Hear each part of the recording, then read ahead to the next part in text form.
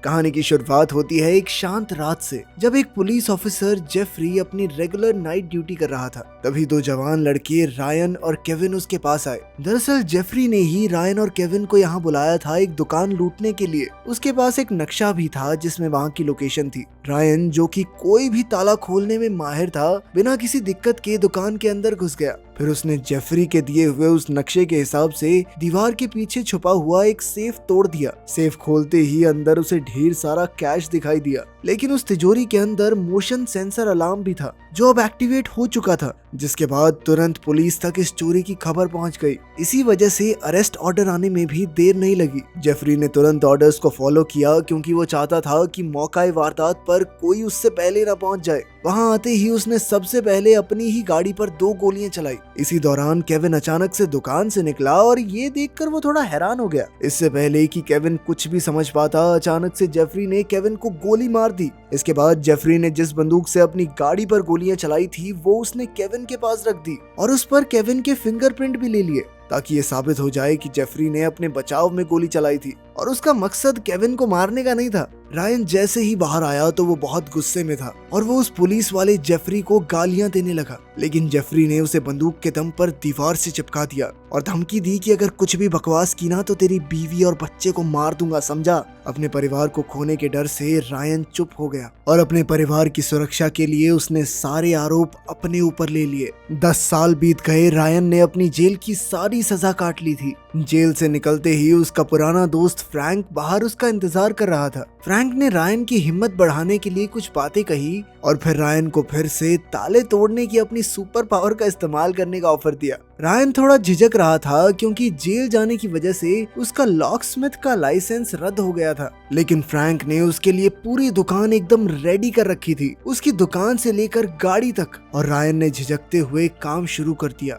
पहले वो ताले और तिजोरियां खोलने में एक्सपर्ट था, लेकिन अब वो अपनी इस कला को गैर कानूनी तरीके से इस्तेमाल नहीं करने वाला था। कुछ दिन बाद रायन ने अपनी पत्नी केट को कॉल किया, जो कि एक फीमेल डिटेक्टिव थी। रायन ने उसके सामने मिलने की इच्छा जाहिर की और वो मान भी गई। वो अपनी पत्नी और बेटी लिंडसे से 10 साल बाद मिल रहा था। कैफे में केट ने लिंडसे को दूर जाकर ऑर्डर करने को कहा ताकि वो रायन से अकेले में बात कर सके। रायन ने अपनी गलतियों के लिए माफी मांगी, लेकिन केविन की मौत का सच अभी भी छुपाए रखा। केट ने उसे माफ कर दिया और कहा कि तुम अपनी बेटी के साथ एक पिता बनकर रह सकते हो, लेकिन मेरे पति बन के नहीं। रायन के लिए अपनी बेटी के साथ समय बिताना एक बहुत बड़ी बात थी और उसे कहीं ना कहीं ये उम्मीद भी थी कि आगे चलकर केट भी किसी न किसी दिन मान ही जाएगी।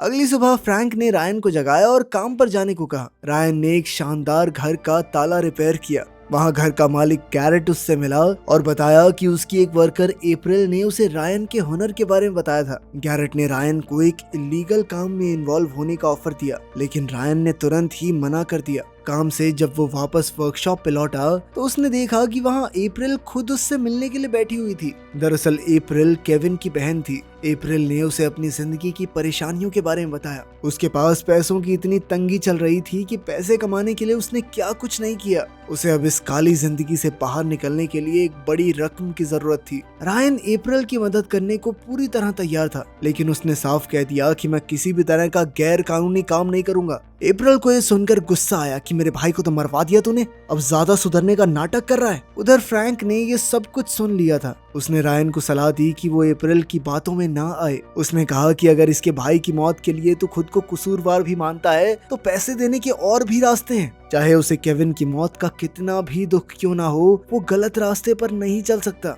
अगले दिन जब रायन काम पर जा रहा था तो एक पुलिस कार ने उसे रोक लिया। कार में और कोई नहीं बल्कि वही करप्ट ऑफिसर जेफरी था, जिस वजह से उसने 10 साल जेल में काटे। जेफरी ने रायन को फिर से धमकाया कि अगर उसका मुंह खुला तो उसकी जिंदगी खतरे में पड़ जाएगी। जेफरी हालांकि रिटायरमेंट के करीब था, लेकिन उसके 2 जूनियर डिटेक्टिव पेरेस और जोन रायन पर नजर रखे हुए थे। जेफरी के जाने के बाद डिटेक्टिव जोन्स ने रायन को डराने के लिए उसे बुरी तरह पीटा। फिर डिटेक्टिव पेरेस ने रायन की गाड़ी में से कुछ ऐसे औजार निकाले जो आमतौर पर चोर दरवाजे का लॉक खोलने के लिए इस्तेमाल करते हैं। इस वजह से रायन को पुलिस स्टेशन ले जाया गया, लेकिन उनके सीनियर्स ने देखा कि इतने से सबूत की बदौलत रायन को फिर से जेल नहीं भेजा जा सकता। इंटेरोगेशन रूम में रायन की पत्नी केट ही उससे पूछताछ कर रही थी। वो अब तक यही सोच रही थी कि रायन इस तरह के गैर कानूनी काम में क्यों फंसा है। रायन ने बताया कि ये सब जेफरी का प्लान है, जो उसकी कार को सर्च कर रहा था। वो औजार मेरे नहीं थे, फ्रैंक के थे। जब मुझे ये गाड़ी मिली तब से इसमें मौजूद हैं। कुछ देर बाद उनके सीनियर ऑफिसर्स ने आकर रायन को सभी आरोपों से मुक्त कर दिया, लेकिन उसे ये बात समझाई गई कि बिना लाइसेंस के लॉकस्मिथ का काम करना बिल्कुल इलीगल है। रायन को कहा गया कि अपना लाइसेंस रिन्यू करने के बाद ही काम शुरू करे।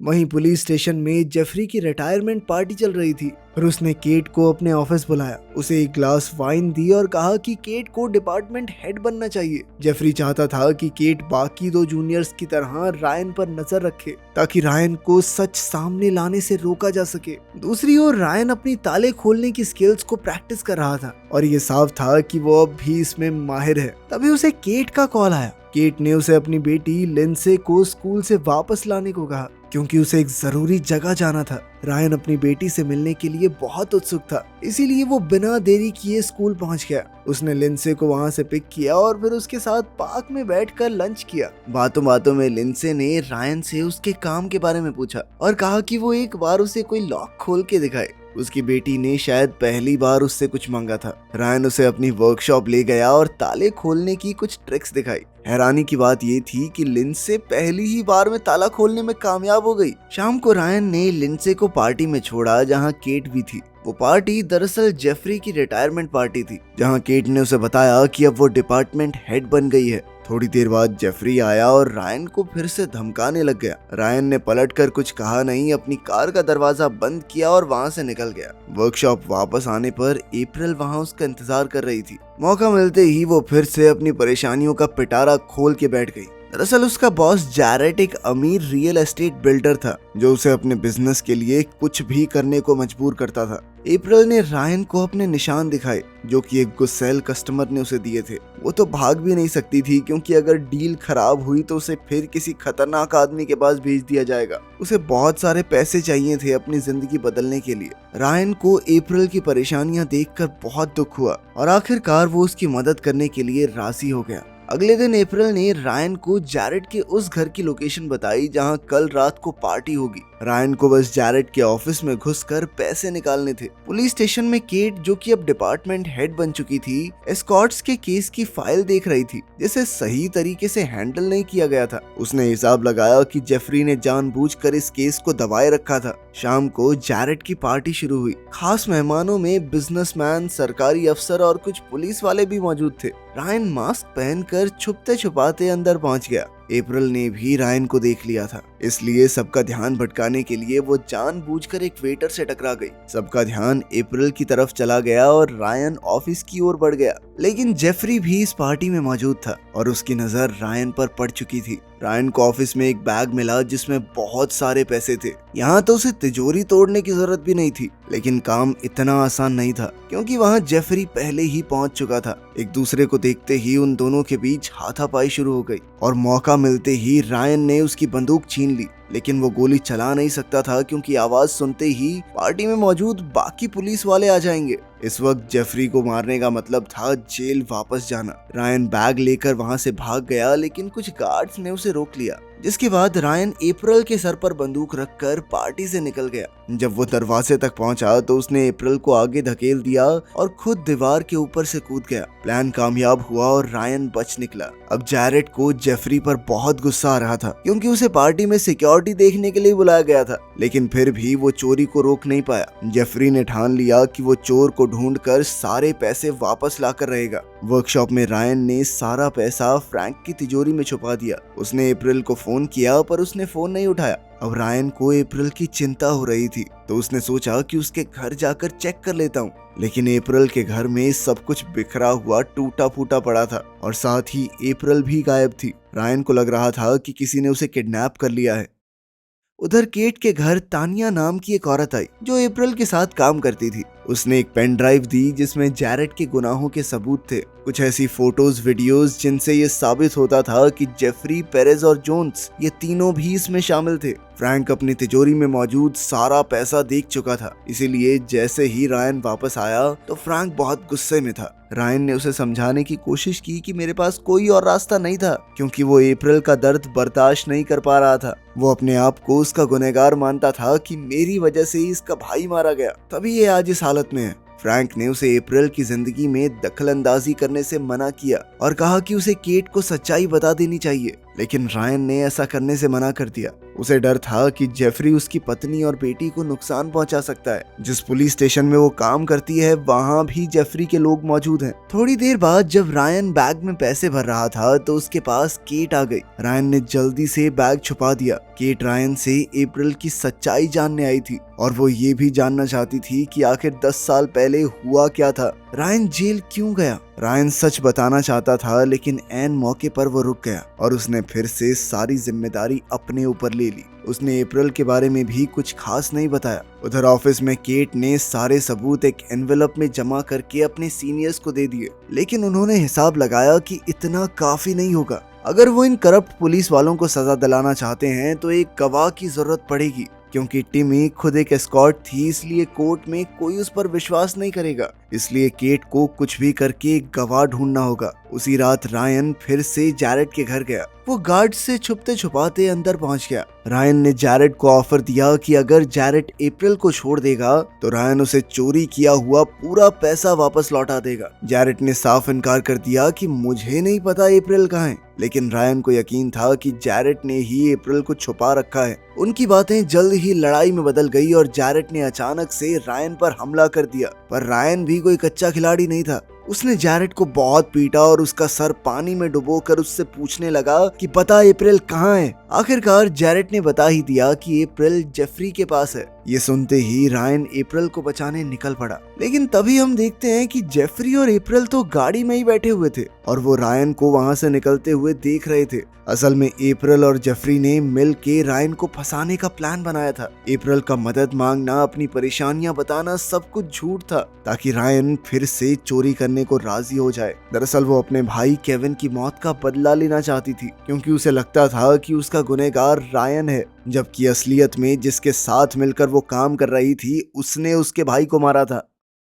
बाद में जेफरी ग्लव्स पहनकर जैरेट को मारने के लिए उसके घर में गया, ताकि उसके खून का इल्जाम रायन पर लग जाए। रायन वापस वर्कशॉप आया और फ्रैंक को बताया कि जैरेट को अप्रैल की लोकेशन के बारे में नहीं पता था, क्योंकि असली किडनैपर तो जेफरी है। फ्रैंक ने रायन को सलाह दी कि ये सारा पैसा केट को दे दे, वो थाने की इंचार्ज है, वो लीगल तरीके से ढूंढ लेगी अप्रैल को। लेकिन अब रायन के उठाए कदमों ने सिचुएशन को और बिगाड़ दिया था और बिना कानूनी मदद के उसका जेल जाना लगभग तय ही था। थोड़ी देर बाद केट लिंडसे के साथ वर्कशॉप आई। उसने रायन को बताया कि उसे जेफरी की सच्चाई पता चल चुकी है। ये सुनने के बाद रायन ने भी उसे सच बता दिया कि उस रात केविन बिना हथियार के था और जेफरी ने जानबूझकर उसे मारा। रायन सब कुछ जानते हुए भी चुप रहा, क्योंकि जेफरी ने केट और लिंडसे को नुकसान पहुंचाने की धमकी दी थी। सब कुछ जानने के बाद अब केट अपने पति को अकेले इस मुश्किल में नहीं छोड़ सकती थी, इसलिए उसने रायन से पूरे पैसे लौटाने को कहा, ताकि सब कुछ कानूनी तरीके से निपटाया जा सके।